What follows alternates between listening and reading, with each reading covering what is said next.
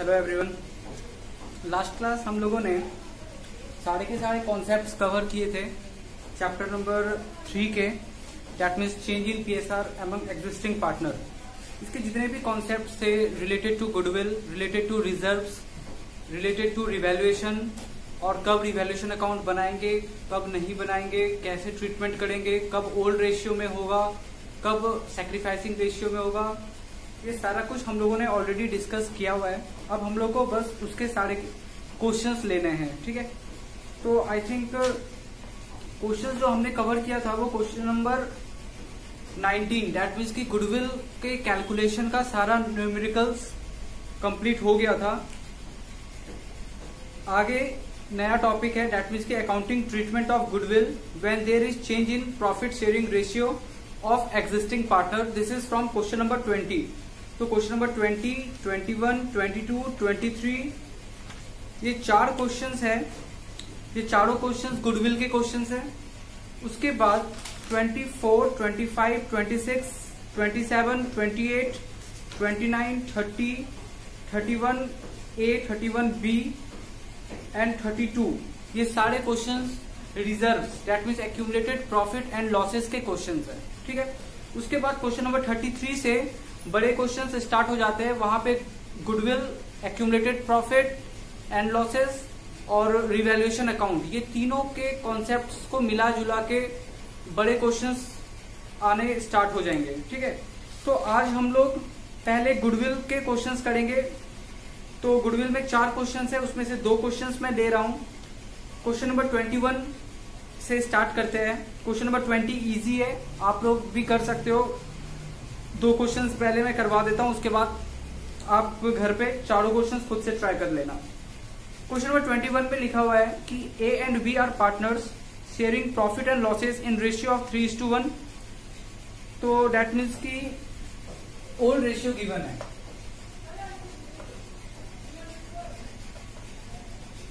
Old ratio is 3:1. Then it was decided that with effect from 1st April 2015, the profit sharing ratio will be 5:3. That means कि ratio change हो गया है। New ratio is 5:3. New ratio is 5:3. आगे लिखा है goodwill is to be valued at 2 years purchase of average of 3 years profit. मतलब पिछले 3 साल का प्रॉफिट का एवरेज के बेसिस पे हम लोग गुडविल कैलकुलेट करेंगे और 2 years परचेज पे कैलकुलेट करेंगे। The profit for the year ending 31 March 2013, 14 and 15 दिया हुआ है। तो सिंपल हम लोग क्या करेंगे, अभी गुडविल का कैलकुलेशन करेंगे। तो गुडविल के कैलकुलेशन के लिए सबसे पहले हम लोग को एवरेज प्रॉफिट निकालना पड़ेगा। तो एवरेज प्रॉफिट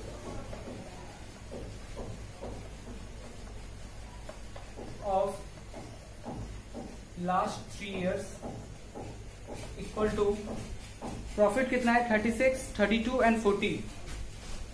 तो 36,000, 32,000, 40,000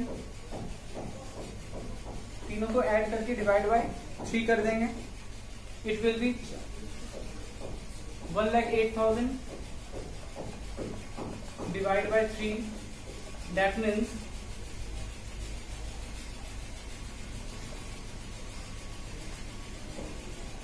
36,000, ठीक है।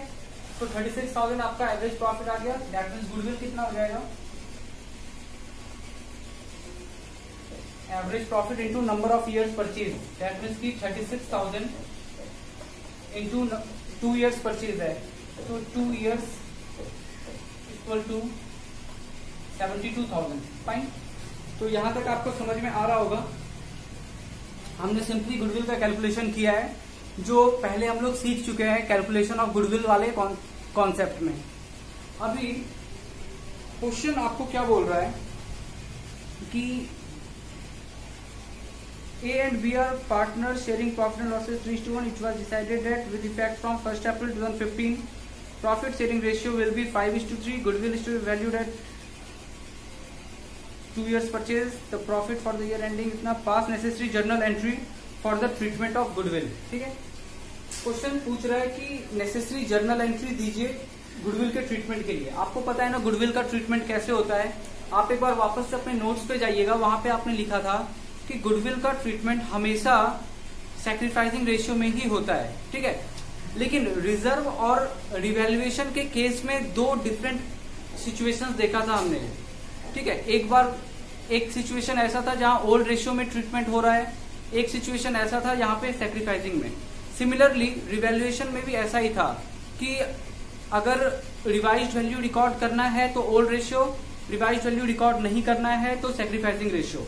लेकिन गुडविल का क्या था, goodwill is always treated in sacrificing ratio. तो हम लोग क्या करेंगे, पहले सैक्रिफाइसिंग रेशियो निकाल लेंगे। सैक्रिफाइसिंग रेशियो कैसे निकलेगा, old ratio minus new ratio करके। तो हम लोग स्टार्ट करते हैं। कैलकुलेशन ऑफ सैक्रिफाइस और गेन, ठीक है। तो कौन कौन पार्टनर है, पार्टनर है ए और बी। तो A old ratio minus new ratio करना होता है। तो ओल्ड रेशियो कितना है 3/4 और बी का कितना है, ए का है ओल्ड रेशियो 3/4 और बी का है 1/4 माइनस इसमें अब न्यू रेशियो। तो न्यू रेशियो क्या है 5:3। डेट मीन्स कि ए का 5/8 और बी का 3/8। तो 6 - 5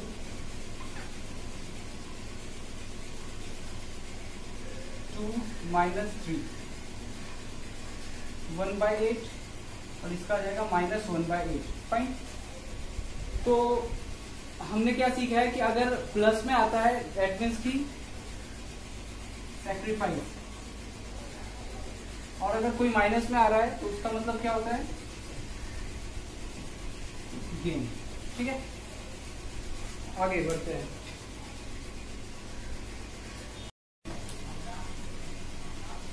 ठीक है, तो अब हम लोग जर्नल एंट्री पास करते हैं।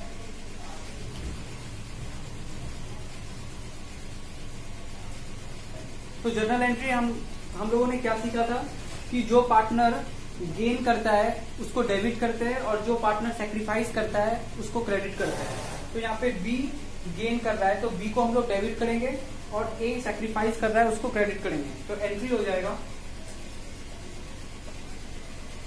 बीज capital account debit to A's capital account, ठीक है। तो जर्नल एंट्री तो इस तरीके से हम लोगों ने कर लिया, लेकिन अभी हम लोग को देखना पड़ेगा कि अमाउंट कितना पुट करना है। फाइन। तो अमाउंट के लिए मैंने आप लोग को क्या सिखाया था कि जितना वैल्यू ऑफ गुडविल, फर्म का गुडविल का वैल्यू कितना आया है 72,000 जो हमने अभी कैलकुलेट किया था, ठीक है। तो 72,000 में हम लोग मल्टीप्लाई करते थे, जो भी old ratio minus new ratio करके आंसर आता था। दैट मीन्स की 1/8 आया है। तो हम लोग क्या करेंगे, गुडविल दैट मीन्स की 72,000 इंटू 1/8 कितना हो जाएगा, इट विल बी 9,000, ठीक है। तो हम लोग यहाँ पे जर्नल एंट्री में अमाउंट क्या पुट करेंगे 9,000, ठीक है। इस तरीके से आपने गुडविल का ट्रीटमेंट कंप्लीट किया। हम लोग को अभी बस इतना ही करना था, सिर्फ गुडविल का ट्रीटमेंट करना था। तो सबसे पहला स्टेप क्या रहा, गुडविल के ट्रीटमेंट के लिए आपको सबसे पहले पता करना पड़ेगा कि गुडविल का वैल्यू कितना है। अच्छा, किसके गुडविल का वैल्यू, पार्टनर के गुडविल का या फिर फर्म के गुडविल का। तो आपको कैलकुलेट करना पड़ेगा फर्म के गुडविल का वैल्यू, राइट। तो फर्म के गुडविल का वैल्यू कितना था अभी 72,000। नेक्स्ट पार्ट इज कि गुडविल का ट्रीटमेंट होता कैसे है। गुडविल का ट्रीटमेंट हमेशा सैक्रिफाइसिंग रेशियो में होता है या फिर सैक्रिफाइस और गेन, उन दोनों पे के बेसिस पे होता है। तो हमें सबसे पहले कैलकुलेट करना पड़ेगा सैक्रिफाइस और गेन। कैलकुलेशन ऑफ सैक्रिफाइस और गेन, ए और बी का हमने कैलकुलेट किया। कैसे कैलकुलेट किया, old ratio minus new ratio करके। तो old ratio minus new ratio करके 1/8 ए का आया और बी का -1/8 आया। जिसका प्लस में होगा उसका मतलब है कि वो सेक्रीफाइस कर रहा है, जिसका माइनस में होगा उसका मतलब कि वो गेन कर रहा है। जर्नल एंट्री कैसे करते हैं गुडविल ट्रीटमेंट का? जो सेक्रीफाइस कर रहा है उसको क्रेडिट करेंगे, जो गेन कर रहा है उसको डेबिट करेंगे। तो B's capital account debit to A's capital account. Clear है? इस तरीके से जर्नल एंट्री कर लेंगे। अब अमाउंट कैसे पुट करेंगे? तो अमाउंट पुट करने के लिए total value of goodwill, firm के गुडविल को मल्टीप्लाई करते हैं ओल्ड माइनस न्यू रेशियो करके, जो आंसर आया है उससे, दैट मीन्स 1/8 से, तो इट विल बी 9000। तो हमने एंट्री कर लिया। अभी आंसर चेक कर सकते हैं आप। लिखा है कि debit B by 9000 and credit A by 9000। ठीक है, डेबिट बी और क्रेडिट ए 9000। क्लियर है सब कुछ? चलिए नेक्स्ट क्वेश्चन पे बढ़ते हैं हम लोग।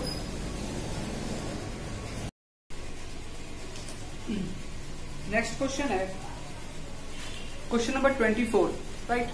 क्वेश्चन नंबर 24 में लिखा है कि A B and C were partner sharing profit and losses in ratio of 7:3:2। ठीक है, 3 पार्टनर है और ओल्ड रेशियो कितना है? 7:3:2। हम लोग इस बात को लिखते हैं।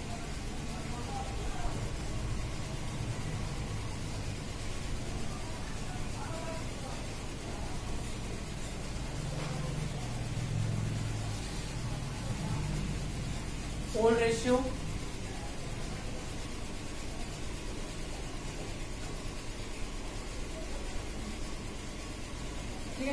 old ratio is 7:3:2.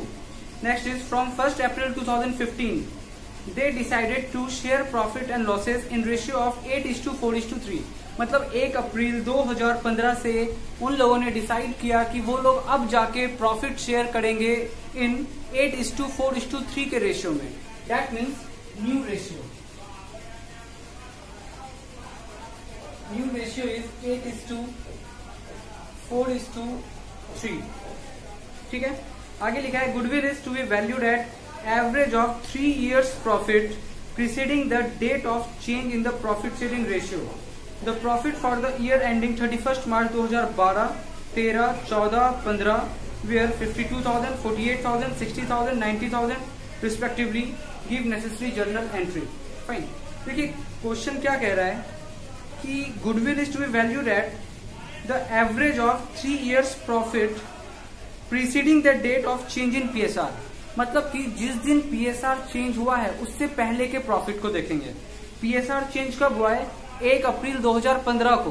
तो 1 अप्रैल 2015 से पहले का प्रॉफिट देखेंगे, उसके पहले के प्रॉफिट। तो 1 अप्रैल 2015 से पहले का प्रॉफिट क्या हो जाएगा? पहला तो हो जाएगा 31 मार्च 2015, क्योंकि पीएसआर चेंज हुआ है 1 अप्रैल को, और 1 अप्रैल से एक दिन पहले 31 मार्च को भी एक प्रॉफिट आया, वो भी तो प्रीसीडिंग ही है। इसका मतलब 31 मार्च 2015, 31 मार्च 2014 और 31 मार्च 2013, ये 3 साल का प्रॉफिट हम लोग कंसीडर करेंगे कैलकुलेशन ऑफ गुडविल के लिए। सबसे पहले कैलकुलेट करते हैं गुडविल। कैलकुलेशन ऑफ गुडविल, और इसके लिए सबसे पहले क्या चाहिए? Average profit. तो एवरेज प्रॉफिट इक्वल टू, देखिए आपको 4 साल का प्रॉफिट दिया हुआ है, तो यहाँ पे सबसे बड़ा कंफ्यूजन ये होता है कि लोग, और कंफ्यूजन होता है डेट की वजह से। देखिए यहाँ पे लिखा हुआ है कि 1 अप्रैल 2015 को चेंजेस आ रहा है, मतलब कि रेशियो को लेके जो चेंज आया है वो 1 अप्रैल 2015 को आया है। तो कंफ्यूजन होता है, लोग क्या करते हैं कि 2015 का प्रॉफिट कंसीडर नहीं करते हैं, 31 मार्च 2015 का प्रॉफिट कंसीडर नहीं करते हैं। 2014, 2013, 2012 ये 3 साल प्रॉफिट ले लेते हैं, और इसके कारण से एवरेज प्रॉफिट गलत आता है। तो आपको ध्यान रखना है बस इस बात का इस टाइप के क्वेश्चन में कि 1 अप्रैल को चेंजेस आया है और 31 मार्च उससे पहले का प्रॉफिट है। तो 31 मार्च 2015, 14 और 13 का प्रॉफिट को हम लोग गुडविल के कैलकुलेशन के लिए कंसिडर करेंगे। 2015 का प्रॉफिट है 90,000, 14 का 60, और 2013 का 48, तो 90,000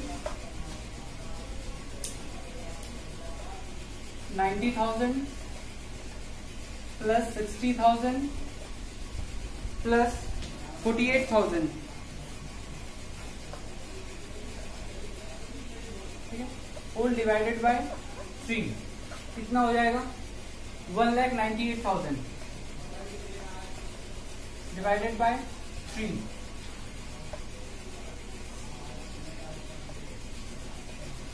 सो एवरेज प्रॉफिट इज 66,000। अच्छा, नंबर ऑफ ईयर परचेज भी दिया है क्या? ठीक है, नंबर ऑफ ईयर परचेज नहीं दिया है, तो ऐसा मान के चलेंगे कि गुडविल कितना है, तो goodwill equal to average profit, और average profit equal to 66,000, that means की गुडविल इक्वल टू 66,000 ही है। चलिए आगे, अब गुडविल का ट्रीटमेंट करने की बारी आई। तो गुडविल का ट्रीटमेंट कैसे होता है? On the basis of sacrifice and gain. तो कैलकुलेट करते हैं, कैलकुलेशन ऑफ सैक्रिफाइस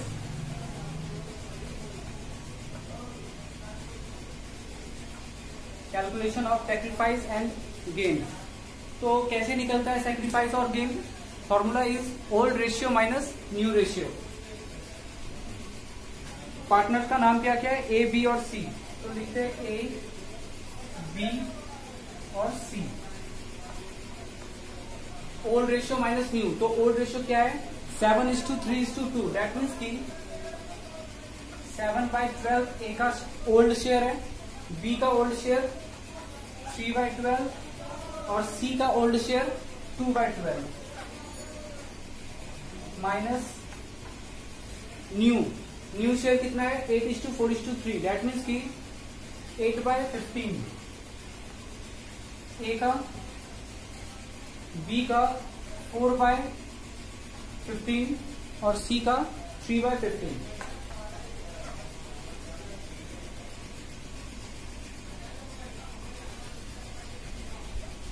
तो ओल्ड माइनस न्यू करके देखते हैं कितना आ रहा है। पहले एलसीएम कितना हो जाएगा? 12 और 15 का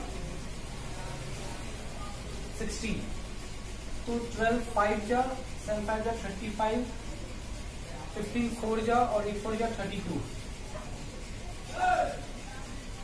एलसीएम 60, 12 5 जा 60, दैट मीन्स 5 3 जा 15, 15 4 जा, दैट मीन्स 4 4 जा 16, 12 5 जा, दैट मीन्स 5 2 जा 10, 15 4, दैट मीन्स 4 3 जा 12। ठीक है, तो एलसीएम निकाल के हम लोग आंसर निकाल रहे हैं। तो 35 माइनस 32 इट इज 3/60, क्लियर है। और अच्छा, और एक बात की, जब हम लोग आंसर निकालते हैं ना, तो प्लीज जो भी एलसीएम आया है उस एलसीएम को ही डिनोमिनेटर में रहने दिया कीजिए, इसको आप सिंप्लीफाई मत कीजिएगा। दैट मीन्स की जैसे 3/60 है तो इसको सिंप्लीफाई हो सकता है, 3 और 60 कट सकता है, 1/20 आंसर आ जाएगा। 3 1 जा 3 और 3 60 से 20 बार में कटेगा, तो 1/20 हो सकता था सिंप्लीफाई करके। लेकिन हम लोग जो भी एलसीएम आता है उसी को डिनोमिनेटर में रखेंगे, सिंप्लीफाई नहीं करेंगे। बी का कितना हो जाएगा? -1/60 और सी का कितना हो जाएगा? -2/60। ठीक है, तो ए का जो आंसर आया है वो पॉजिटिव है, बी और सी का निगेटिव है। तो इसका मतलब क्या है कि ए सैक्रिफाइस कर रहा है, बी और सी गेन कर रहा है। तो बी के ब्रैकेट में लिख देते हैं गेन और सी के भी ब्रैकेट में लिख देते हैं गेन। क्लियर है? अच्छा, यहाँ पे देखिए 3 पार्टनर है ना, तो 3 पार्टनर में 2 लोग गेन कर रहा है, तो -1/60 और -2/60। अभी तीनों का अमाउंट कैलकुलेट कैसे करेंगे? तो वैल्यू ऑफ गुडविल का वैल्यू कितना था फर्म का? 66,000। तो 66,000 इंटू 3/60, 66,000 इंटू 1/60, 66,000 इंटू 2/60 करके ए बी सी का अमाउंट पता कर लेंगे। पहले जर्नल एंट्री कर लेते हैं, ये वाला पार्ट हटा रहा हूं।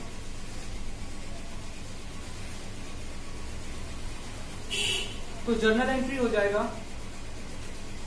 जो सेक्रीफाइस करता है वो क्रेडिट होता है और जो गेन कर रहा है वो डेबिट। तो entry will be B's capital account debit, C's capital account debit to A's capital account.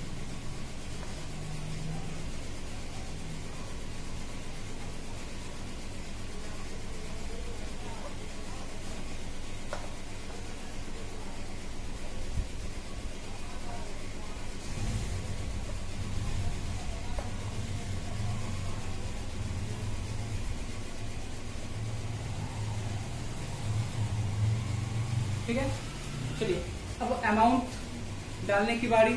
तो आपका गुडविल का वैल्यू आया था 66,000 इंटू 3/60,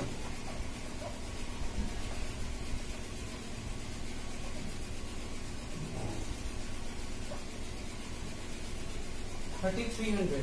ठीक है, तो ए का आया 3,300, लिख देते हैं यहाँ पे।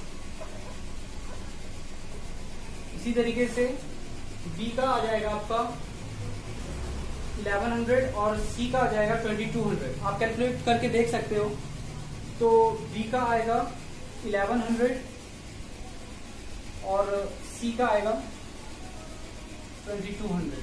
फाइन, बस अगर 3/60 की जगह पे यहाँ पे ये हटा के मैं 1/60 कर दूंगा तो 1100, और जब इसी को हटा के 2/60 करूंगा तो यहाँ पे 2200 हो जाएगा। फाइन, तो अकाउंट गुडविल ट्रीटमेंट का जर्नल एंट्री क्या हो गया?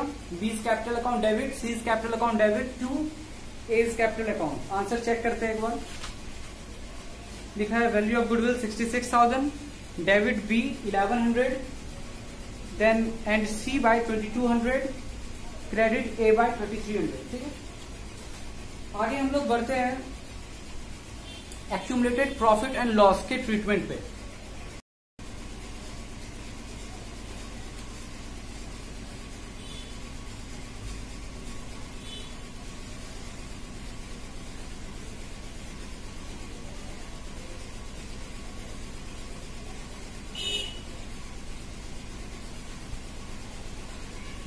एक्यूमुलेटेड प्रॉफिट और लॉस के ट्रीटमेंट को के क्वेश्चंस लेने से पहले मैं आपको याद दिला देना चाहता हूं कि हम लोगों ने क्या सीखा था treatment of accumulated profit and losses वाले कॉन्सेप्ट पे। वहां पे हमने सीखा था कि दो तरीके से ट्रीटमेंट हो सकता है, जनरल रिजर्व या फिर एक्यूमुलेटेड प्रॉफिट और लॉसेस, जो भी हो। इस टाइप के दो तरीके से ट्रीटमेंट होगा। पहला था कि when partners decided to distribute the general reserve और transfer the general reserve to capital account, या फिर when partner decided not to transfer या फिर not to distribute general reserve to partners capital account. ठीक है, अगर पार्टनर ने decide किया है कि वो डिस्ट्रीब्यूट कर देगा तो ओल्ड रेशियो में होगा ट्रीटमेंट, और अगर पार्टनर ने डिसाइड किया है नॉट टू डिस्ट्रीब्यूट या फिर not to transfer general reserve to partners capital account, transfer नहीं करना है, डिस्ट्रीब्यूट नहीं करना है, तो सेक्रीफाइसिंग या फिर गेनिंग रेशियो में काम होगा। दैट मीन्स की सेक्रीफाइस और गेन को कैलकुलेट करके जैसे गुडविल का काम करते थे वैसे ही उसका ट्रीटमेंट करेंगे। तो देखते हैं क्वेश्चंस। पहला क्वेश्चन है 24। मैं 24 नंबर क्वेश्चन छोड़ रहा हूं आप लोग के लिए। आते हैं क्वेश्चन नंबर 25 पे। क्वेश्चन नंबर 25 है, लिखा है A B C are partners sharing profit and losses in the ratio of 1:2:3। मतलब एबीसी 3 पार्टनर है और ओल्ड रेशियो कितना है? It is 1:2:3। From April 1, 2016 they decided to share the profit in the ratio of 2:3:4। 1 अप्रैल 2016 से उन लोगों ने decide किया कि वो प्रॉफिट शेयरिंग रेशियो को चेंज करेंगे, जो होगा 2:3:4। On that date profit and loss account disclosed a debit balance of 90,000। Please underline कीजिएगा, profit and loss account disclosed a debit balance of 90,000, underline कीजिएगा। अच्छा, याद है लास्ट क्लास में जब मैं बहुत सारी कॉन्सेप्ट पे डिस्कस किया था उधर, तो मैंने प्रॉफिट एंड लॉस पे काफी अच्छे से डिस्कस किया था। कि देखो प्रॉफिट एंड लॉस अगर लायबिलिटी साइड में दिया हुआ है, profit and loss account balance sheet के लायबिलिटी साइड में दिया हुआ है तो उसका मतलब होता है प्रॉफिट। और अगर प्रॉफिट एंड लॉस अकाउंट का बैलेंस एसेट साइड में दिया है तो उसका मतलब होता है लॉस। फाइन। दूसरा बात मैंने ये भी बताया था कि प्रॉफिट एंड लॉस के ब्रैकेट में अगर क्रेडिट लिखा है या फिर profit and loss credit balance है तो उसका मतलब होता है प्रॉफिट, और प्रॉफिट एंड लॉस अगर डेबिट बैलेंस है तो उसका मतलब होता है लॉस। अब यहां पे देखिए क्या लिखा है कि on that date profit and loss account disclosed a debit balance of 90,000। इसका मतलब कि प्रॉफिट एंड लॉस में डेबिट बैलेंस है।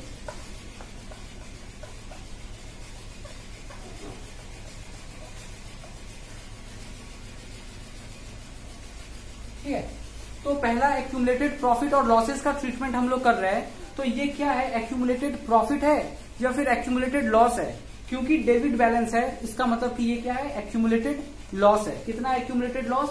90,000। चलिए और देखते हैं, और भी कुछ दिया है क्या। लिखा है record the necessary journal entry for the distribution on off the balance in the profit and loss account. ठीक है, बोल रहा है इसको डिस्ट्रीब्यूट करके दिखाइए। तो ऑब्वियसली बात है प्रॉफिट एंड लॉस का डेबिट बैलेंस है, सीधा सीधा बोल रहा है डिस्ट्रीब्यूट करके दिखाइए। एंट्री क्या हो जाएगा, क्योंकि ये लॉस है तो लॉस जब हम लोग पार्टनर को बांटेंगे, लॉस जब हम लोग पार्टनर को बांटेंगे तो पार्टनर का कैपिटल अकाउंट घटेगा क्योंकि लॉस डिस्ट्रीब्यूट किया जा रहा है। दैट मीन्स कि पार्टनर का कैपिटल अकाउंट घटने का मतलब है डेबिट होना। याद होगा आपको, हमने दो बात किया था कि पार्टनर का कैपिटल अगर बढ़ता है तो क्रेडिट हो रहा है और पार्टनर का कैपिटल अकाउंट अगर घटता है तो डेबिट हो रहा है। फाइन। तो यहाँ पे लॉस बांटने से क्या हो रहा है, लॉस बांटने से पार्टनर को नुकसान हो रहा है, कैपिटल अकाउंट घट रहा है, दैट मीन्स कि डेबिट हो रहा है। 3 पार्टनर है तो लिखते हैं A is capital account debit,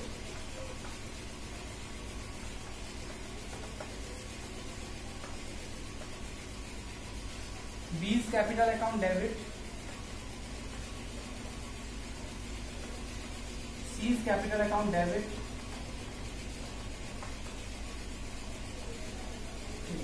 तीनों को डेबिट कर देंगे।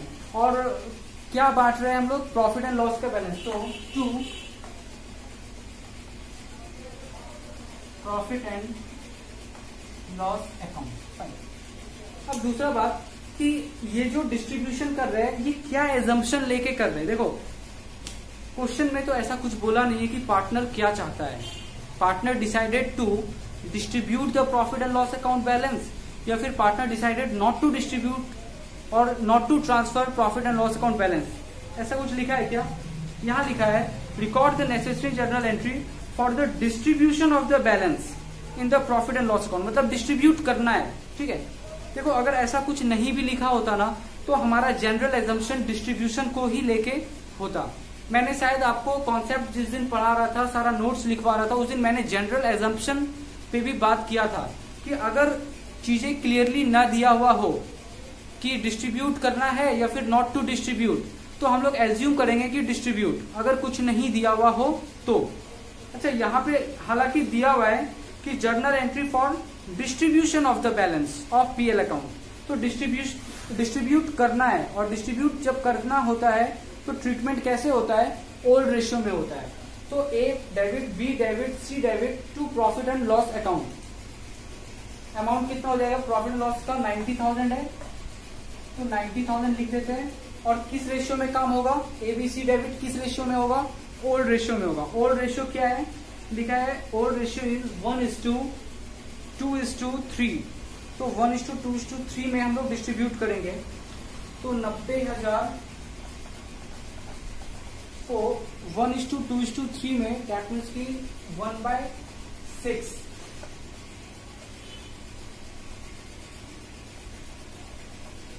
15,000। तो ए डेबिट हो जाएगा 15,000 से, फिर 90,000 इंटू 2/6 करेंगे तो हो जाएगा 30,000, और 90,000 इंटू 3/6 करेंगे तो हो जाएगा 45,000। ठीक है, तो ये रहा accounting treatment for accumulated loss. ठीक है, क्योंकि डिस्ट्रीब्यूट करने के लिए बोला जा रहा था, इसलिए हम लोगों ने ओल्ड रेशियो में काम किया है। A debit, B debit, C debit to profit and loss account. Fine, एक बार आंसर चेक करते हैं।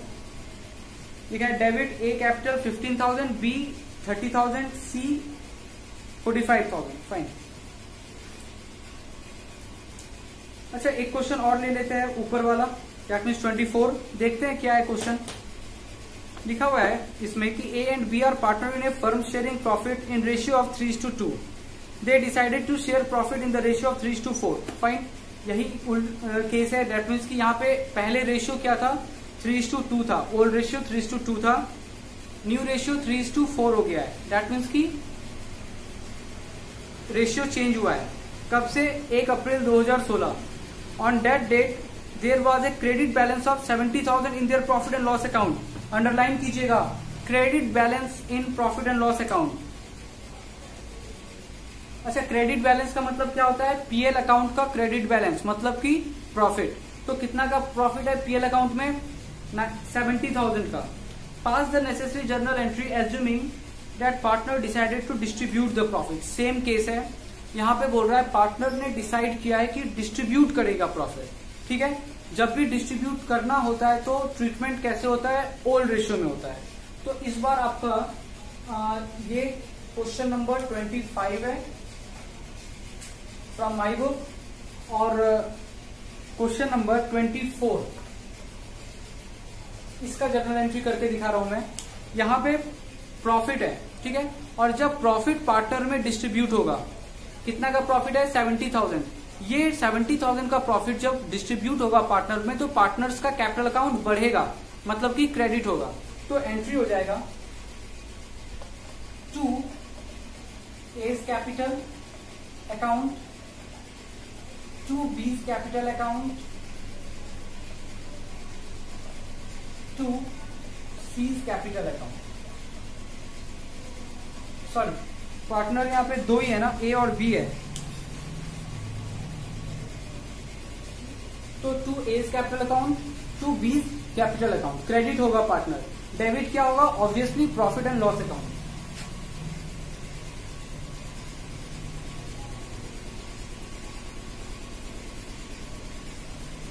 ठीक है, तो आप इन दोनों जर्नल एंट्री को देख रहे हो ना। यहाँ पे क्या था? प्रॉफिट एंड लॉस का लॉस था, राइट, डेबिट बैलेंस था।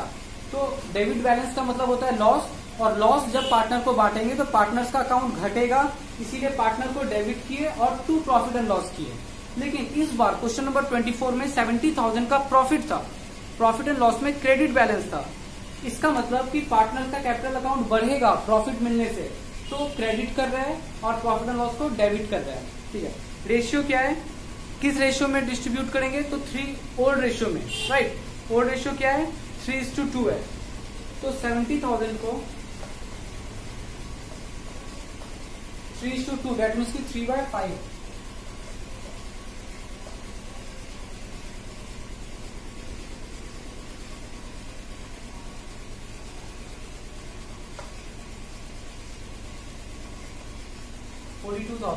ठीक है, तो 2 एज कैपिटल हो जाएगा 42,000। प्रॉफिट एंड लॉस में कितना बैलेंस था? 70,000 था, तो 70,000। और बी का कितना हो जाएगा? बी के लिए आप सिर्फ यहाँ पे 70,000 इंटू 2/5 कर देंगे, तो हो जाएगा 28। यहाँ पे लिख देते हैं 28,000। चलिए, और एक बात ध्यान में रखते हैं कि यहाँ पे ट्रीटमेंट कैसे हुआ है? ओल्ड रेशियो में। यहाँ पे भी ट्रीटमेंट कैसे हुआ है? ओल्ड रेशियो में। और एक बात, एक्यूमुलेटेड प्रॉफिट या फिर एक्यूमुलेटेड लॉस का ट्रीटमेंट कैसे होता है? 2 तरीके से हो सकता है। ओल्ड रेशियो में भी हो सकता है, और ओल्ड रेशियो में भी हो सकता है, और सैक्रिफाइस और गेन के बेसिस पे भी हो सकता है। हम लोग यहाँ पे क्वेश्चन नंबर 24, क्वेश्चन नंबर 25 दोनों में ही ओल्ड रेशियो में क्यों किए हैं? क्योंकि दोनों ही सिचुएशन में क्वेश्चन कह रहा था partners decided to distribute, right. और जब भी पार्टनर डिसाइड करता है डिस्ट्रीब्यूट करने के लिए, तो ओल्ड रेशियो में काम होता है।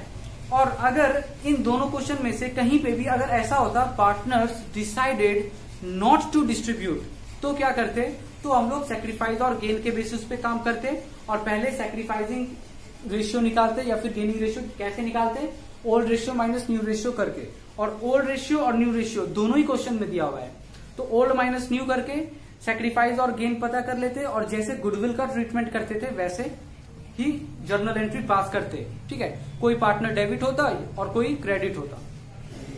और एक बात आगे, हालांकि आगे इस टाइप के क्वेश्चंस आएंगे, अभी क्वेश्चन नंबर 26 पे आते हैं, उसके बाद क्वेश्चन नंबर 27 पे आएंगे।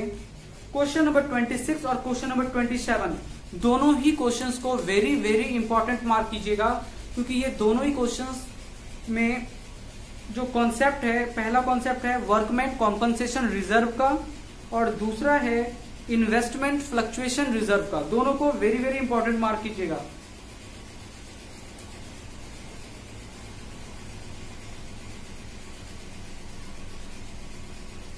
ये दोनों ही टाइप के रिजर्व्स आगे भी आएंगे, एडमिशन में भी आएगा, रिटायरमेंट में भी आएगा। और इसमें क्या होता है ना कि डिफरेंट डिफरेंट केसेस होते हैं। जैसे यहाँ पे आप देख सकते हो क्वेश्चन नंबर 26 में केस 1, केस 2, केस 3 और केस 4 4 केस है। तो क्या होता है वर्कमैन कॉम्पनसेशन रिजर्व और कैसे ट्रीटमेंट होता है, इसको हम लोग स्पेशल केस के अकॉर्डिंग अच्छे से समझेंगे।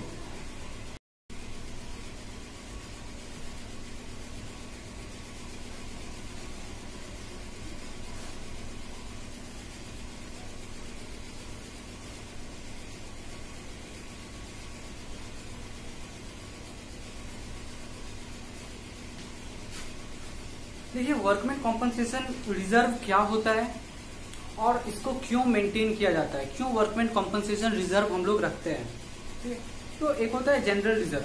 जनरल रिजर्व क्या है ना कि वो जनरल नेचर का है, लेकिन workman compensation reserve specific reserve है। ठीक है, जनरल रिजर्व हर बिजनेस में मेंटेन किया जाता है आगे के अनसर्टनिटी को मीट करने के लिए, कि आगे जाके कुछ अगर ऐसा हो जाए जिसका हम लोग एक्सपेक्टेशन न रखते हो, कोई बहुत बड़ा लॉस हो जाए, तो उस चीज को बियर करने के लिए हमारे पास कुछ रिजर्व होना चाहिए।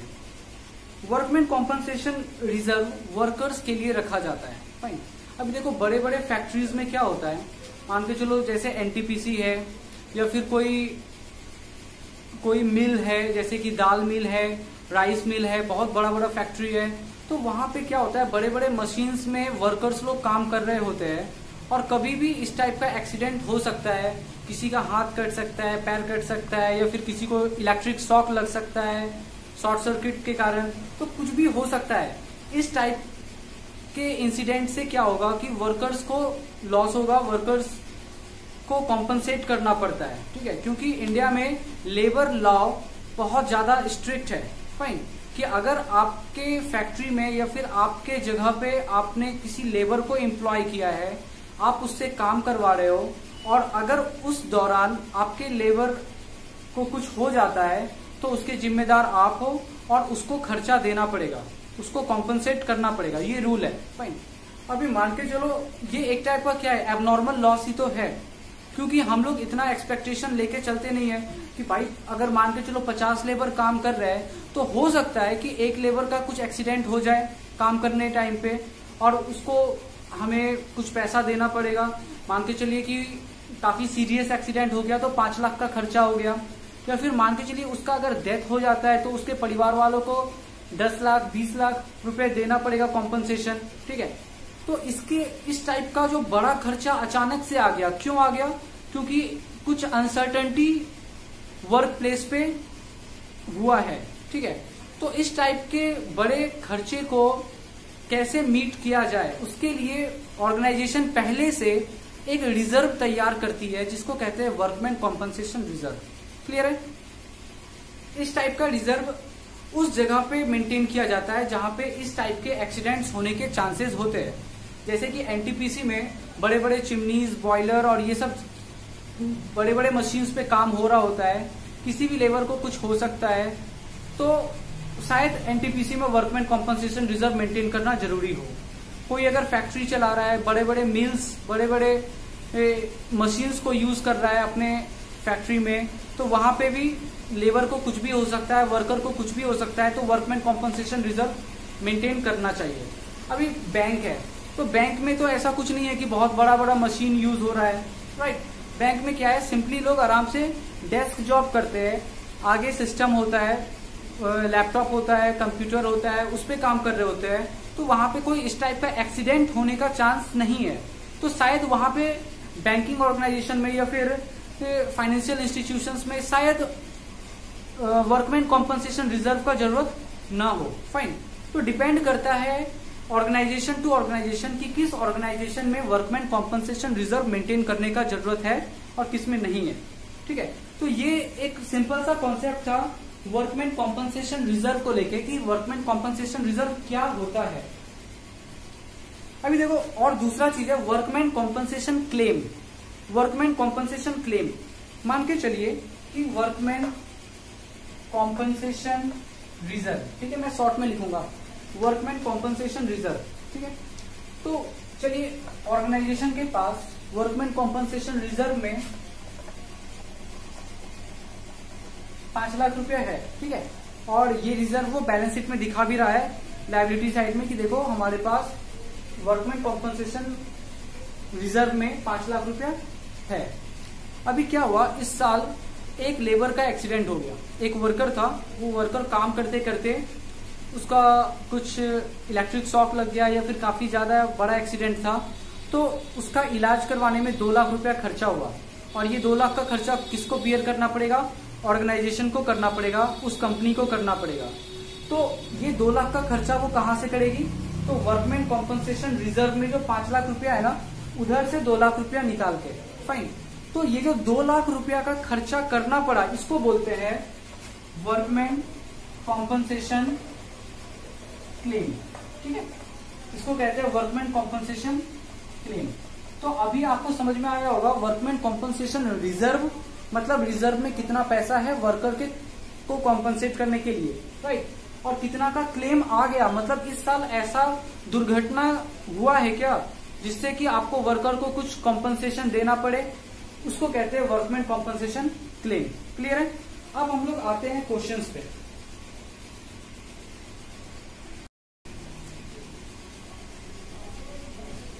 देखते हैं क्वेश्चन नंबर 26। लिखा है ए and be sharing profit and losses in ratio of 2:3, मतलब ए और बी दो पार्टनर है और ये लोग 2:3 के रेशियो में प्रॉफिट शेयर कर रहे हैं। Decided to share future profit and losses equally, ठीक है, मतलब कि रेशियो चेंज हो गया, आगे जाके ये लोग प्रॉफिट को इक्वली शेयर करेंगे।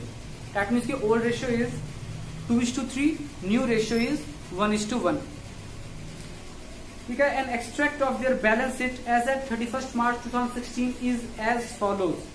उनका बैलेंस शीट का एक एक्सट्रैक्ट दिया हुआ है और उसमें लिखा हुआ है बैलेंस शीट के एक्सट्रैक्ट में लायबिलिटी साइड में वर्कमैन कॉम्पनसेशन रिजर्व 40,000 और एसेट साइड में कुछ नहीं है। बेसिकली ये एक एक्सट्रैक्ट है, तो जो चीज उसको जो इन्फॉर्मेशन देना था उसने दे दिया।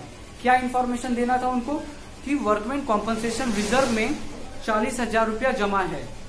अब देखिए आगे लिखा है so the accounting treatment under the following alternative cases, कि डिफरेंट केस में जर्नल एंट्री क्या हो सकता था। अच्छा, कोई भी टाइप का रिजर्व है ना, वो क्या होता है, वो एक्यूमुलेटेड प्रॉफिट होता है, ठीक है। मैंने आपको दोनों ही चीजें बताया है कि एक्यूमुलेटेड प्रॉफिट में क्या क्या आ जाएगा, एक्यूमुलेटेड लॉसेज में क्या क्या आ जाएगा। आपको याद होगा एक्यूमुलेटेड प्रॉफिट में general reserve, reserve and surplus, ये सारी बातें लिखवाया था मैंने। प्रॉफिट एंड लॉस का क्रेडिट बैलेंस ये लिखवाया था। और एक्यूमुलेटेड लॉस में प्रॉफिट एंड लॉस का डेबिट बैलेंस, एडवर्टीजमेंट एक्सपेंडिचर और सस्पेंस एक्सपेंडिचर करके कुछ लिखवाया था। ये सब क्या है, एक्यूमुलेटेड लॉसेज है, फाइन। अच्छा, यहाँ पे लायबिलिटी साइड में आपको बोला था मैंने कि लायबिलिटी साइड में जो भी होगा ना वो रिजर्व है, मतलब एक्यूमुलेटेड प्रॉफिट है। और अगर एसेट साइड में है तो समझ जाइएगा कि वो एक्यूमुलेटेड लॉस है।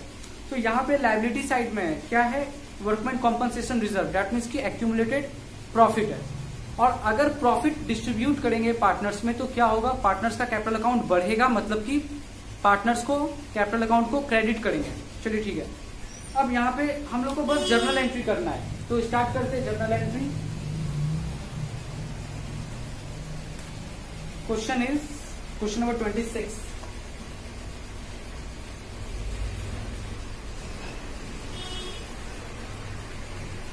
केस 1 क्या है? केस 1 लिखा है if there is no other information. ठीक है, देखिए अगर आपको बड़े क्वेश्चंस में कहीं पे भी workman compensation reserve balance sheet में लिखा हुआ दिख जाए, जैसे कि अभी है वर्कमैन कॉम्पनसेशन रिजर्व 40,000 और आपको अलग से कोई भी इंफॉर्मेशन दिया हुआ नहीं रहेगा, मतलब कि जब आप आगे के बड़े क्वेश्चंस देखोगे ना तो देखना एक बैलेंस शीट दिया रहेगा और नीचे अदर इंफॉर्मेशन करके 5-6 पॉइंट्स दिए रहते हैं। ठीक है, अगर उन पॉइंट्स में कहीं पे भी वर्कमैन कॉम्पनसेशन रिजर्व से रिलेटेड कोई बात नहीं बोला गया हो तो आप क्या ट्रीटमेंट करोगे वर्कमैन कॉम्पनसेशन रिजर्व का?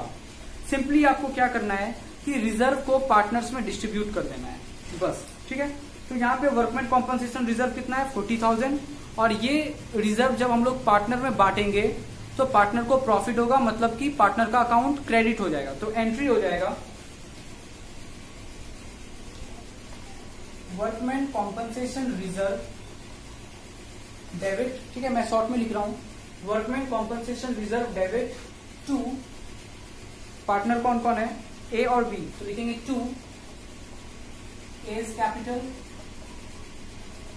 अकाउंट टू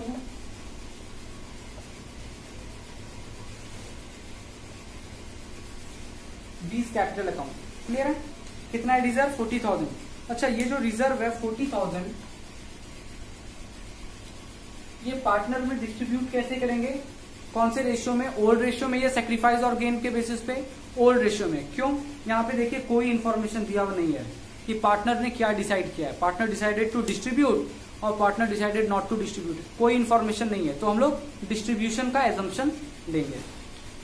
तो ओल्ड रेशियो क्या है? ओल्ड रेशियो है 2:3। तो कैसे बढ़ेगा?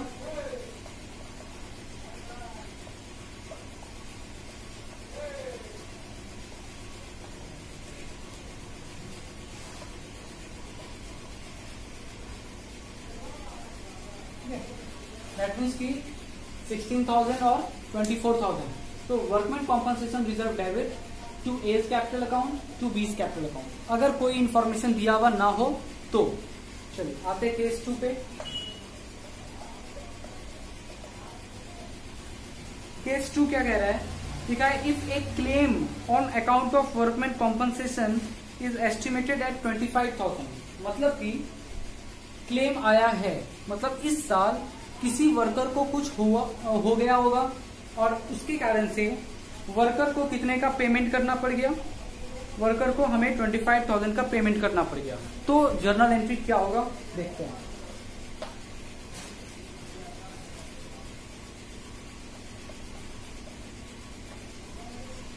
वर्कमैन कॉम्पनसेशन रिजर्व को डेबिट करेंगे, कितना है? 40,000। अभी क्या हुआ इस वर्कमैन कॉम्पनसेशन रिजर्व के साथ? पहले तो हमने जरूर कॉम्पनसेशन दिया होगा, जिस भी वर्कर को कुछ हुआ है उसको 25,000 का पेमेंट करना पड़ा होगा। तो 40,000 में 25,000 हमने पे कर दिया, किसको?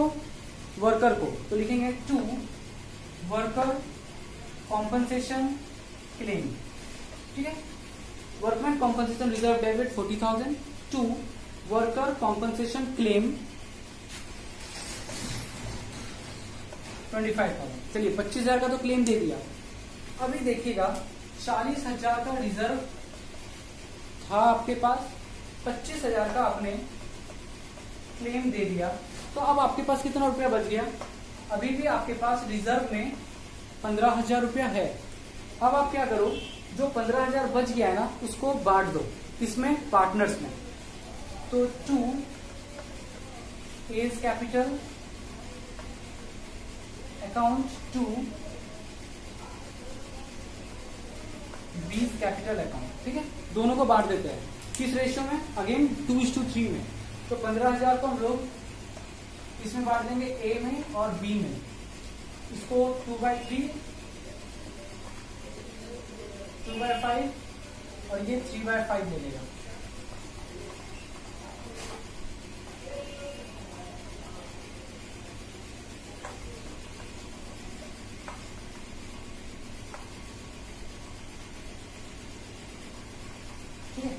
तो 6000 और 9000 लिख देते हैं।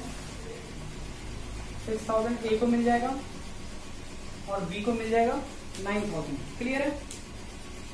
चलिए, तो सिंपली आपको ध्यान में रखना है कि रिजर्व में 40,000 था, लेकिन 25,000 का क्लेम आ गया, तो 25,000 दे दिया और जो भी बचा वो पार्टनर को बांट दिया हम लोगों ने।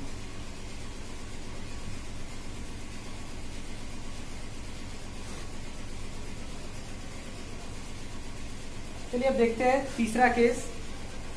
लिखा है if A claim on account of workman compensation is estimated at 40,000, मतलब क्लेम कितना आ गया 40,000 का। सिंपल है ये। केस 3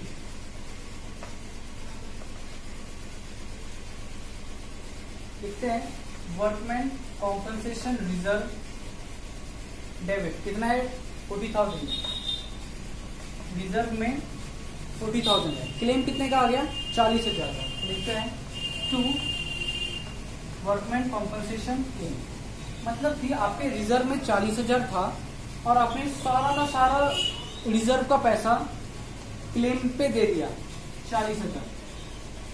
अच्छा, अब आपके पास कुछ बचा क्या, मतलब कि आपके पास रिजर्व में था 40,000 और आपने ये रिजर्व का पैसा क्लेम पे दे दिया। अभी कुछ बचा ही नहीं, जब कुछ बचा ही नहीं तो पार्टनर में कहां से बांटेंगे, इसीलिए एंट्री बस इतना ही हो जाएगा, workman compensation reserve debit to workman compensation claim. ये था केस 3। आगे बढ़ते हम लोग केस 4 पे। केस 4 इंपॉर्टेंट है।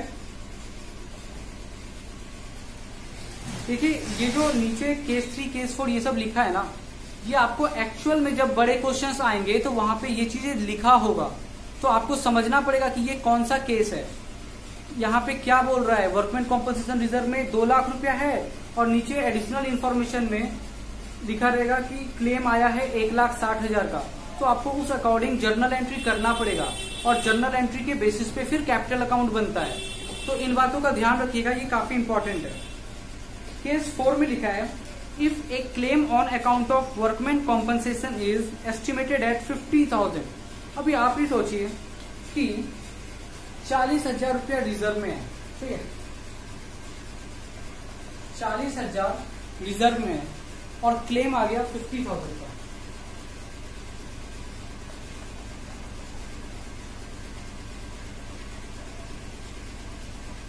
ठीक है, क्लेम आ गया 50,000 का, इसका मतलब 10,000 रुपया का शॉर्टफॉल हो रहा है, कम पड़ रहा है ना 10,000 रुपया। तो हम लोग क्या करेंगे, एंट्री होगा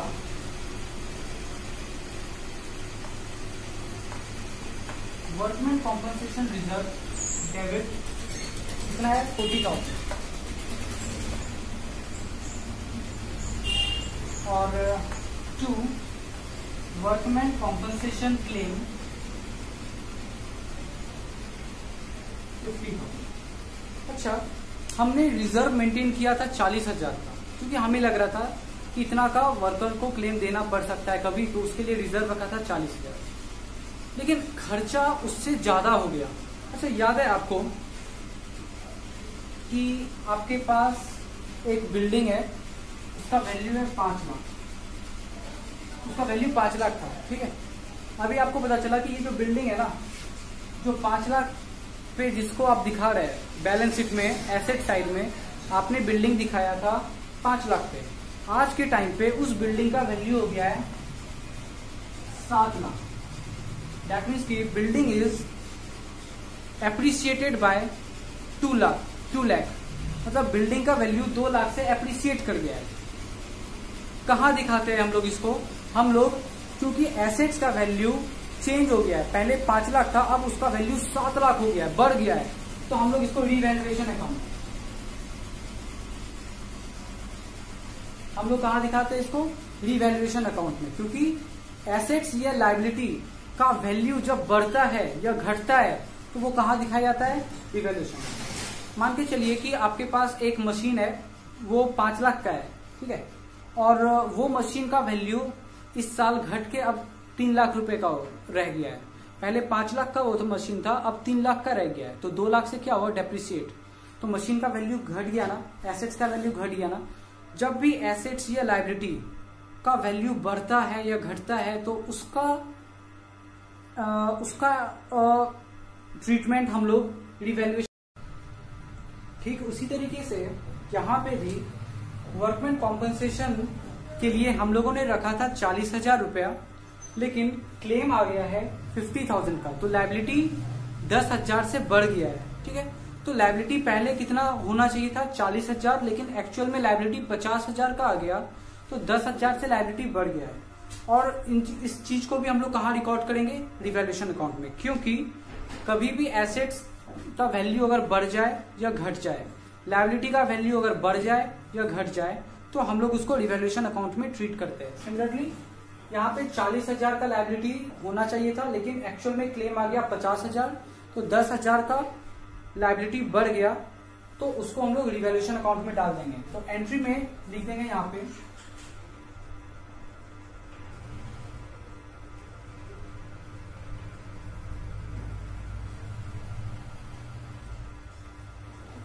revaluation account debit, workman compensation reserve debit to workman compensation claim.